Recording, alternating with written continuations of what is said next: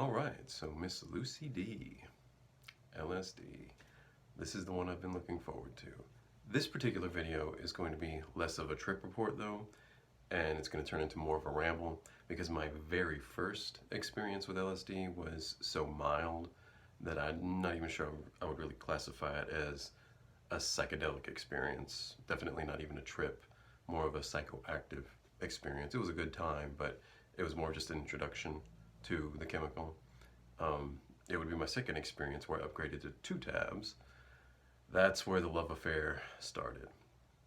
Definitely.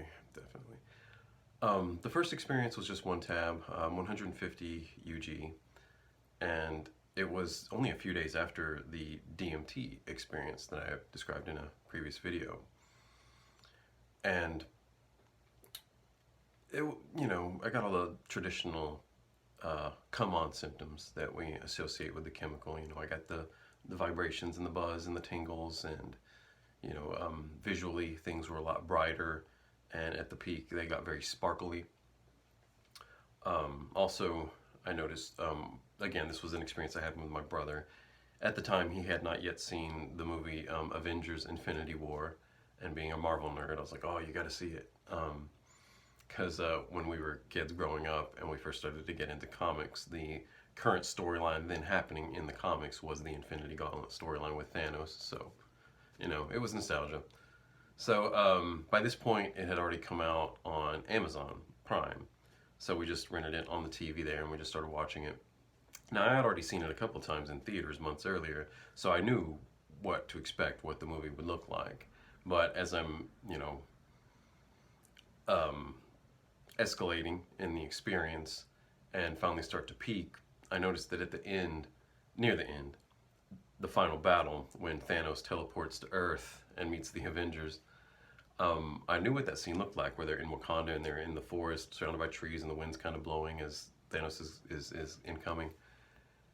And while the acid is taking effect, I'm seeing auras coming off of all the characters on the screen, coming off of Scarlett Johansson and Chris Evans and the other actors. It looked like heat coming off of pavement. It was clear, translucent, but auras coming off of everybody. And I'm like, I don't recall seeing this in the theatrical version. Is it possible that this is an edit for the Blu-ray / Amazon Prime version? So I turned to my brother and I'm like, are you seeing that? Do you see auras coming off of people? Nope. All right, it's got to be the chemical then. What I've also noticed in this first experience, and it's been confirmed by subsequent experiences on LSD, is that I think as it increases in dosage, it strips away layers of you, psychologically speaking. And at this low dosage, like this introductory experience, I think it strips away your humanness, so to speak, down to just your primate level. Things felt very primal. It was very much a lot of surges in bodily sensations, in particular passions, strong urges of what I can only describe as a very primate, monkey kind of nature. I really had a really strong insatiable craving to squeeze soft things in my hands, crush things was really the better way to describe the feelings. And the same thing with my teeth. I had this irresistible urge to just want to clench my teeth as hard as I could and want to bite down on things and want to bite on hard candy, and then that didn't work. And so my girlfriend at the time had a stress ball, one of those rubber stress balls, and I would squeeze that in my hand, and that wasn't quite satisfying. So I took that whole tennis ball sized stress ball, stuffed that in my mouth, and chewed on that, and that actually helped. That actually did kind of satiate the craving, even if I did chew on it for half an hour and kind of destroy it. But yeah, it was weird. And as you might guess, when I say primal urges, of course, a lot of sexual arousal, and I know a lot of acid users report that as well. But that, I was so distracted with everything else going on that wasn't I didn't become preoccupied with, oh, I gotta get later, I gotta go jerk off. It was definitely a collective of all the physical sensations, but it was very primal. It was very animal. It was very much body centric. It stripped away the human rational mind concerns of, human thoughts and human philosophizing and human abstractions and things of that nature to what was very concrete and tangible. I want to feel things, I want to crush things, I want to taste things, I want to drink things. And then I would find as you increase the dosage, it strips away even that layer down to perhaps what you would call reptilian brain. When people talk about brain complexes, they're like, we didn't discard uh, old patterns of our brain as our ancestry evolved to what we are now. Instead, it just built new layers of brain on top of that. So you've got your reptilian brain, and then you've got your mammal brain, then your primate brain, then your human brain. And I get the feeling, in hindsight, of looking at all of my LSD experiences, that as you increase in dosage, it strips away those layers off of you. So you strip from human down to just primate, and then it kind of strips your primate urges down to just like base, like reptilian, like fight or flight, very mechanical, very cold, almost robotic, very knee-jerk reaction to things with like no real forethought put into it, very instinctual. And then as it strips away even that layer, then you get down to, well, we'll cover that in future videos, and there's a lot to cover in that regard, but no spoilers. So yeah, that is really about the gist of all I have to take away from that first experience. It was just very mild. It was just a good time, not anything I would really consider psychedelic. It wasn't until 14 days later when we took the recommended traditional 14 days off to allow for it to drain out of your system so that you don't build up tolerance. Tried it with 2 tabs of 150 UG each, so 300 UG total, and that was a life-changing experience. And that was where the real love affair with acid started, because everybody, you're going to find as you explore the world of psychedelics and the more substances you try, while all of them have their merit, and you may even find a lot of them are good and great and you really love them, it seems, in my observation and experience, everybody has that one chemical that's your chemical, that one substance that's like for you, that you just keep going back to, and you love it. It gels with you, it resonates with you.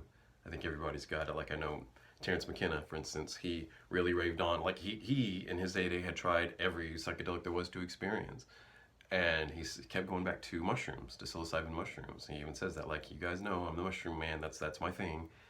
And he just had a real love affair with it. And he said, in particular, because in his experience, he said it speaks to you audibly, has a literal verbal conversation with you in language.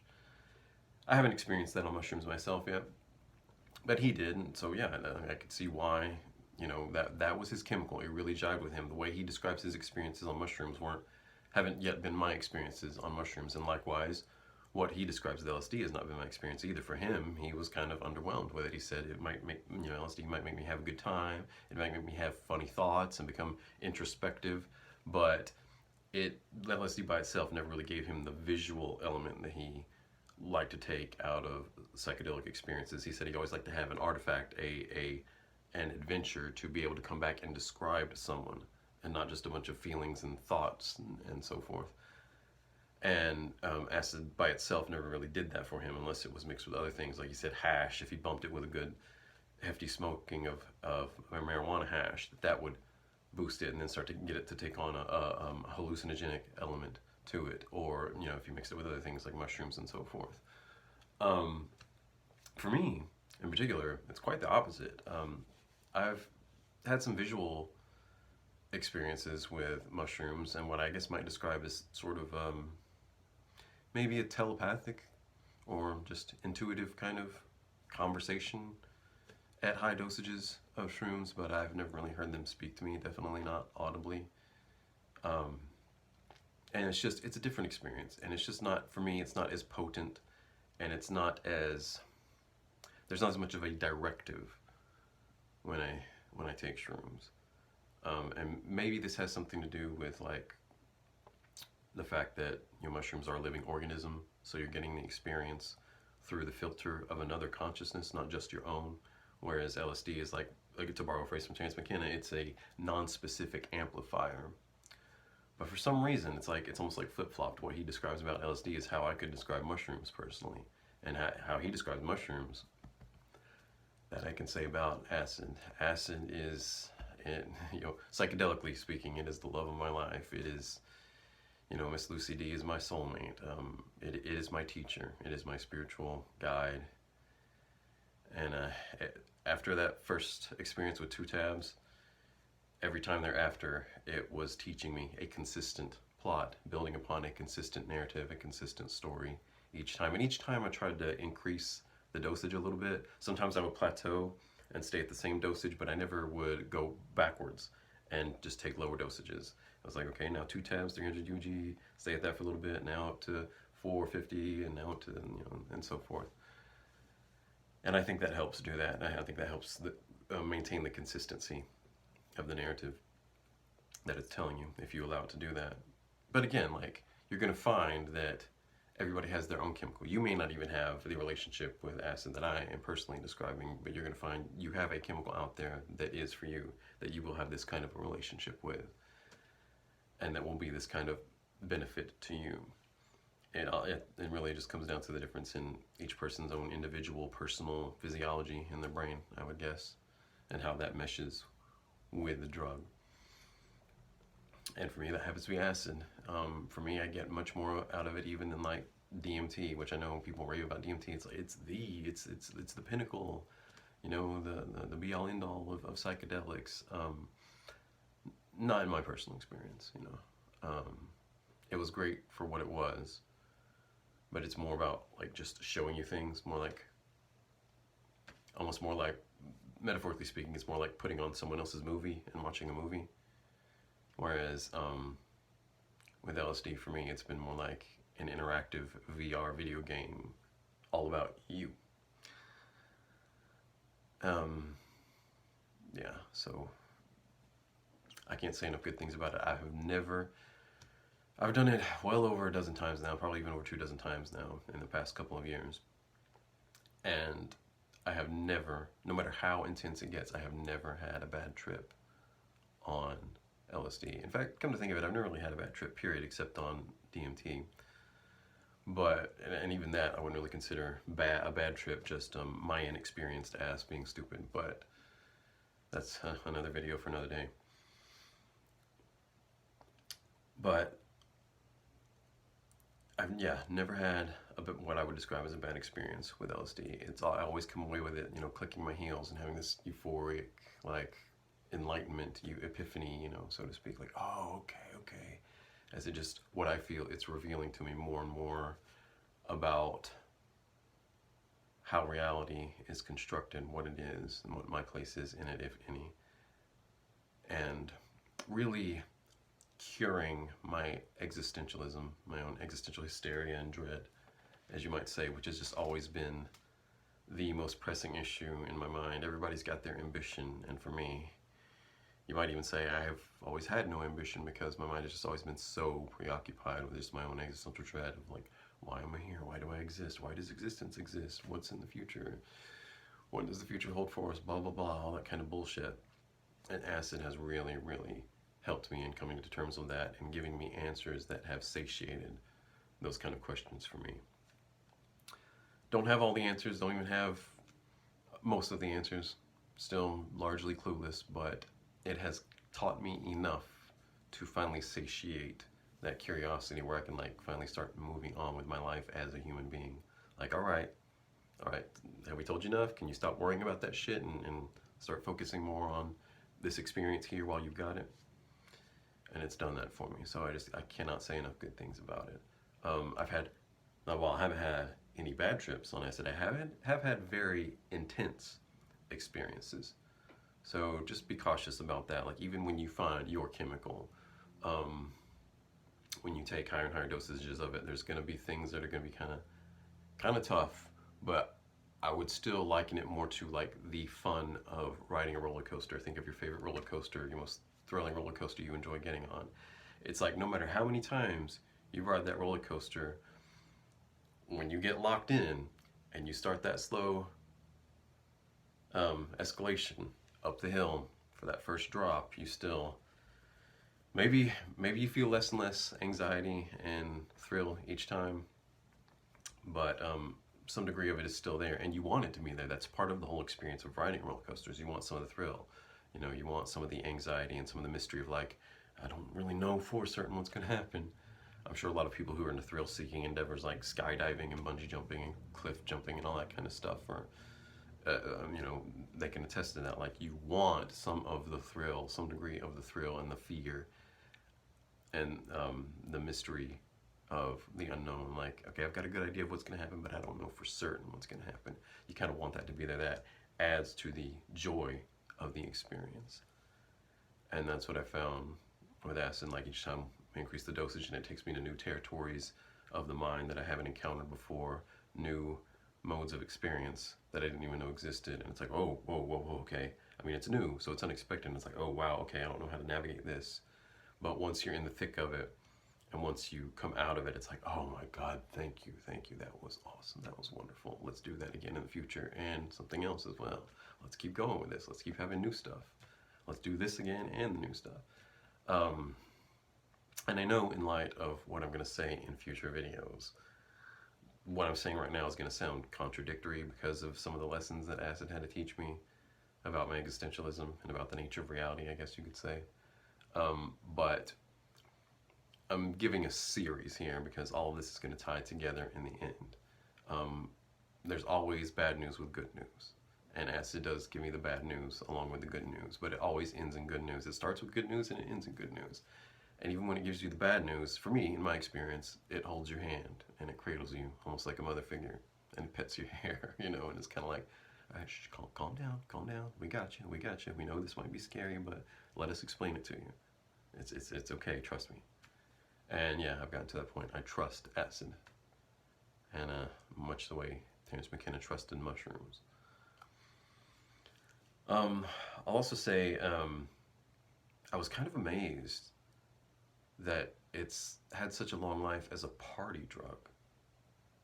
Maybe at that one tab, that first experience on the one tab, like I could see it's like, okay, this is kind of a good time, but it's also kind of meh.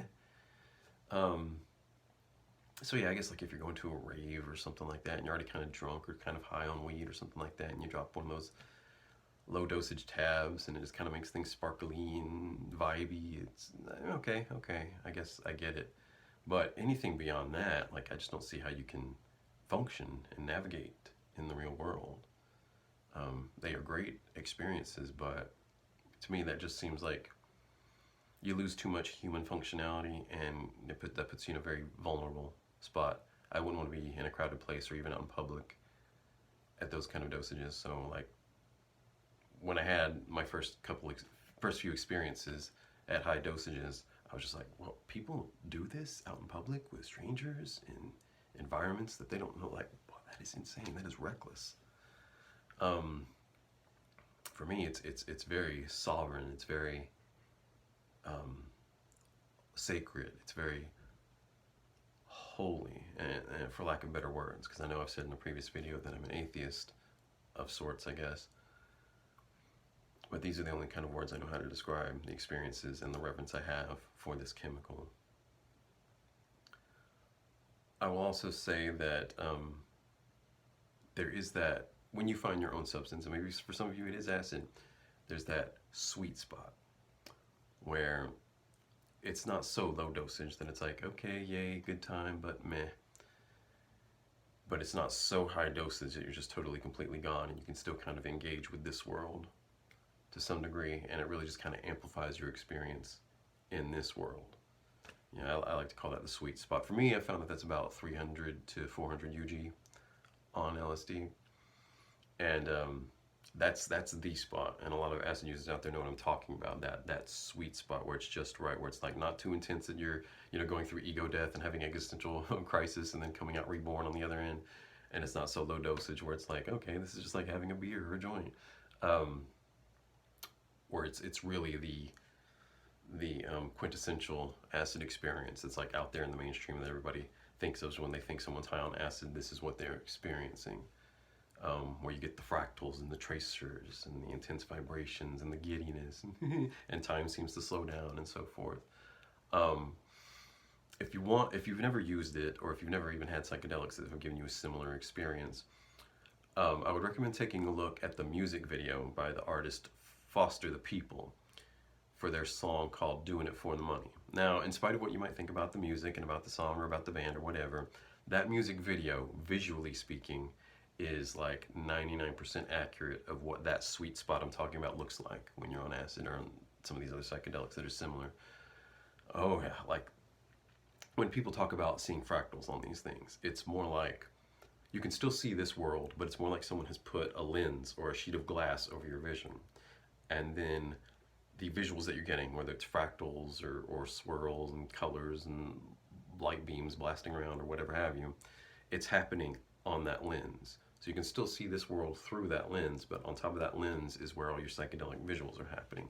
It's somewhat comparable to like how you can still watch a TV through a window, or sometimes, say you're looking in a dark window, it's nighttime outside, and you can see the reflection of a TV screen or someone's phone or something reflecting in the window, so you can still see what's happening.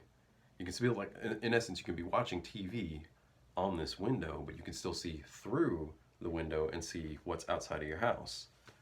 And it's very similar to that. It's like you've got this window of your eyes, and what's playing on the window is the psychedelic stuff. And you can still, if you concentrate, you can look through that and still see the real world.